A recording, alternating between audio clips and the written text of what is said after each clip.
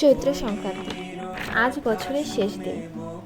এই দিনে সনাতনী বাঙালিদের খাবারের তালিকায় তিতা শাকসবজি বেশি প্রাধান্য দেওয়া হয়, আর সাথে থাকে নর্মাল সবজিও, আর অবশ্যই নিরামিষ খাবার। তো আমরাও এর তালিকায় ব্যতিক্রম না।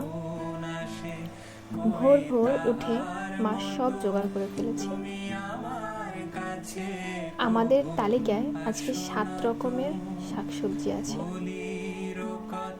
ওয়েট বলছি: ঢেঁকি শাক, হাঁচি শাক, হেলেঞ্চা, বেতের আগা, বহই, কচুরলতি, করলা, বেগুন, থানকুনি পাতা, কাঁচা কলা, আলু, আর সাথে সয়াবিন তরকারি, আর সবশেষে আমের টক। আমি এবার সয়াবিন খেতে খুব পছন্দ করি। রান্না শেষে বাটি ভরে খাওয়াই লাগবে। উফ, জোস। আজকে এই পর্যন্তই। টাটা। যেমন করে মেঘ যায়